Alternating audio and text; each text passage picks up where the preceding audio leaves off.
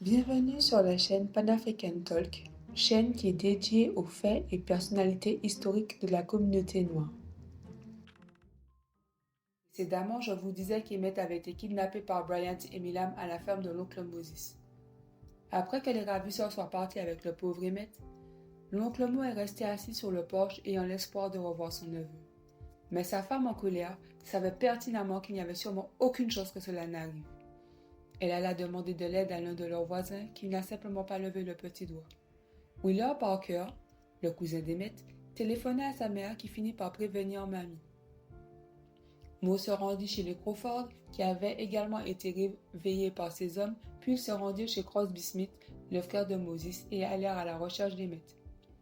Lorsque le jour fut levé, ils se rendirent au commissariat de Greenwood afin de prévenir le shérif de l'enlèvement d'Emmett.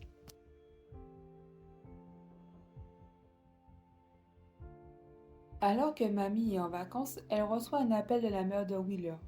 Elle lui annonce que deux hommes blancs sont venus kidnapper son fils chez leur oncle à cause d'une bourde qu'il aurait commise, que l'oncle Mo est parti avec le fils Crawford à la recherche d'Emmett et qu'il l'appellerait dès qu'il aura des nouvelles. Il faut savoir qu'à l'époque, dans le sud profond des États-Unis, un homme noir n'avait pas le droit d'approcher ou même de regarder une femme blanche.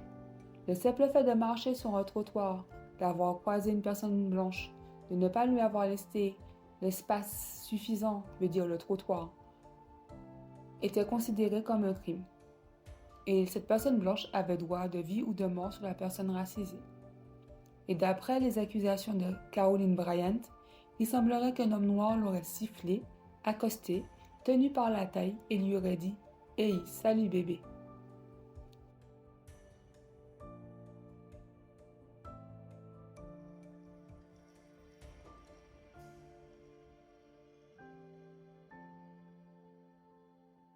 Après avoir raccroché, mamie rentra directement à Chicago.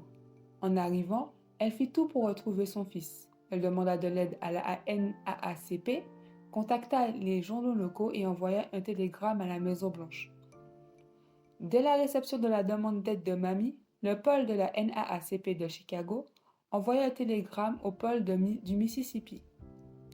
Medgar Evers, secrétaire de la section Mississippi, et Amzie Moore, chef de section du comté de Bolivar, infiltrèrent incognito un groupe de ramasseurs de coton et allèrent sur le terrain afin de récolter le maximum d'informations sur cet enlèvement, en prenant soin, bien sûr, de ne pas divulguer leur identité par crainte de représailles. Le 29 août 1955, le lendemain, le shérif Smith et Coffran allèrent arrêter Milam et Bryant. Les deux hommes ont avoué avoir été à la ferme de White afin d'enlever le garçon, mais affirment également l'avoir quitté ce soir-là, en essayant de faire croire qu'Emmett était retourné chez sa mère à Chicago. Milam et Bryant sont arrêtés pour enlèvement dans le comté de Liflore. Ils sont emprisonnés à Greenwood et détenus sans caution. Nous sommes le matin du 31 août. Un jeune homme de 17 ans du nom de Robert Hodge est en train de pêcher dans la petite rivière Tallahatchie, à la limite du comté de Liflore. Alors qu'il pêche, il aperçoit quelque chose qui dépasse de l'eau.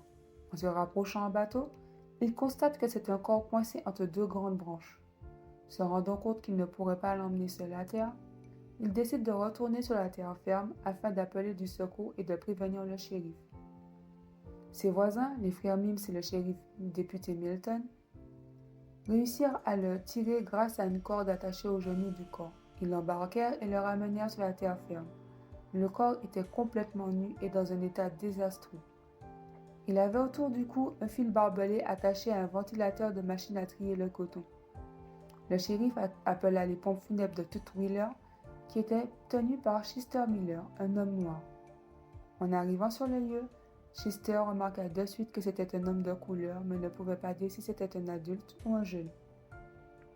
Au moment d'inspecter le corps, il remarqua une chevalière en argent et lut des initiales et une date de naissance. Le shérif donna l'ordre aux adjoints du comté de Tallahatchie d'aller à la ferme de Moses White, un homme qui avait déclaré que son neveu avait été enlevé quelques jours plus tôt. L'oncle Mo s'est rendu sur les lieux avec les adjoints du shérif afin d'identifier le corps. Il découvre avec stupeur le corps d'un homme complètement nu et dans un tel état qu'il était méconnaissable. Le shérif lui tendit la bague que Miller lui avait donnée quelques minutes plus tôt. L'oncle Mo, ne reconnaissant pas cette bague, il demanda à ce que ses petits-fils puissent la voir. Avec l'accord du shérif, les adjoints emmenèrent l'oncle Mo chez lui et ses petits-fils reconnurent la bague qu'Emmett avait été si fier de leur montrer quelques jours plus tôt. Débité, l'oncle Mo retourna sur les lieux où le corps était et affirma que c'était bien son neveu. L'un des fils Crawford s'est rendu sur le lieu car il refusait de croire que c'était son ami. L'oncle Mo avait constaté que la langue d'Emmett avait été coupée et enfouie dans sa bouche, et qu'il avait été également mutilé et qu'on lui avait coupé ses parties intimes. Sa famille ainsi que ses amis les Crawford sont anéantis. Son cousin Wheeler est dans le déni et refuse que ce soit lui, et raconte que son déni était tellement fort qu'il était sûr de le revoir franchir le pas de la porte un jour. Siméon, âgé d'11 ans à l'époque, est à la fois triste, choqué et en colère, et décrit cette annonce comme étant un acte incompréhensible.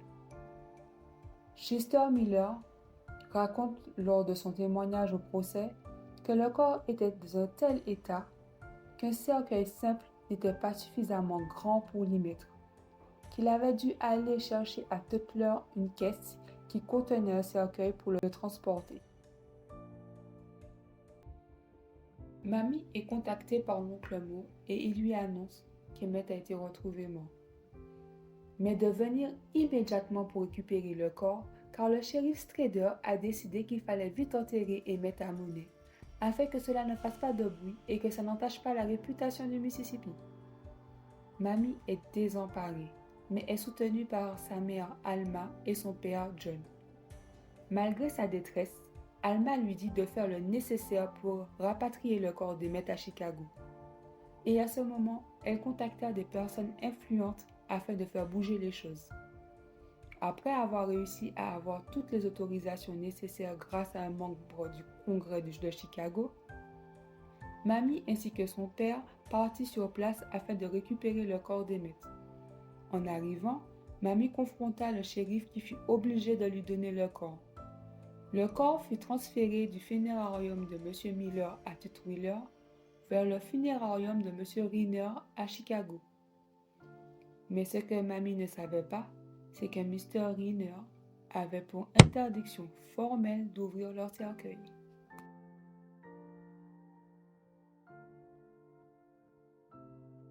Nous sommes le 2 septembre à Chicago, au terminal de l'Illinois. Mamie et sa famille sont prêts à recevoir le corps d'Emmett. La presse qui a été informée de l'affaire sont aussi venus sur les lieux. Les journaux prennent Mamie en photo. Elle s'effondre à la vue de la boîte dans laquelle son fils est.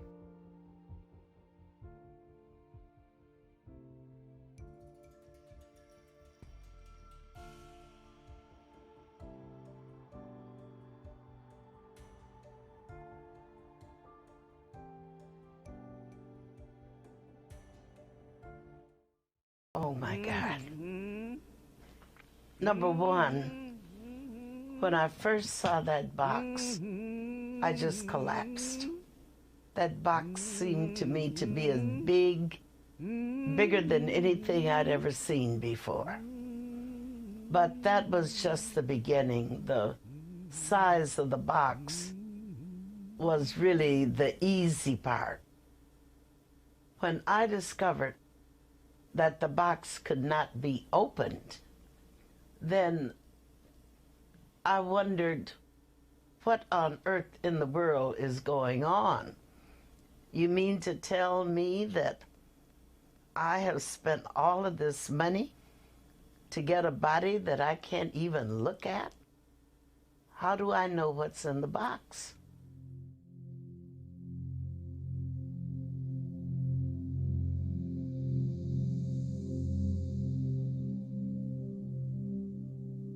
I said, Mr. Rayner, do you have a hammer? He said, what do you mean? He said, yes, I have a hammer. I said, I mean, if you can't open the box, I can.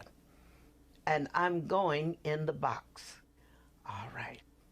He said, Miss Bradley, if you're that determined, I want you to go home and relax.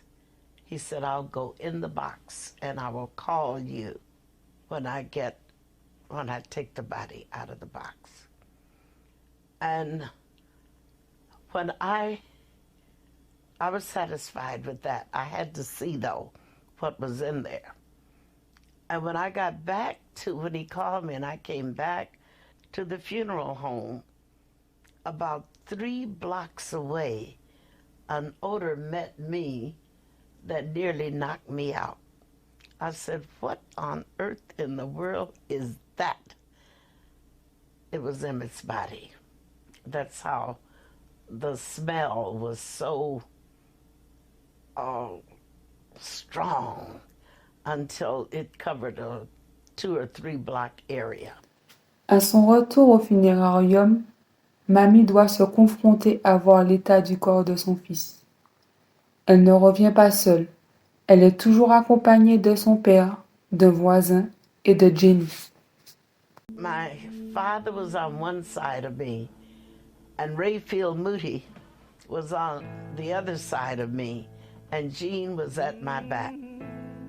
And I shrugged them. I said, turn me loose. I've got a job to do, and I don't have time to be fainting now. I saw his tongue had been choked out, and it was lying down on his chin.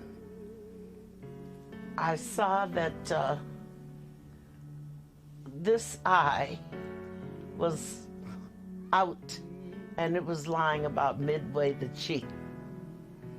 I looked at this eye, and it was gone. I looked at the bridge of his nose, and it looked like someone had taken a meat chopper and chopped it. And I looked at his teeth, because I took so much pride in his teeth. His teeth were the prettiest things I'd ever seen in my life, I thought. And I only saw 2. Where are the rest of them? They'd just been knocked out. And I was looking at his ears. His ears were like mine. They curled, they're not attached, and they curled up the same way mine are. And I didn't see the ear. Where's the ear? And that's when I discovered a hole about here, and I could see daylight on the other side. I said, now, was it necessary to shoot it? If that's a bullet hole, was that necessary? And I also discovered that they had taken an axe and they had gone straight down across his head, and the face and the back of the head were separate.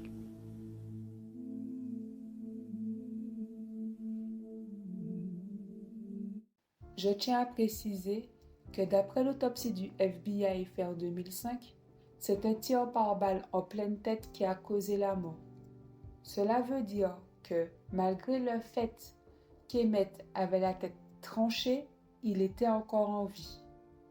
Pourquoi j'insiste sur ce fait, c'est pour montrer jusqu'où la cruauté de ces hommes a été.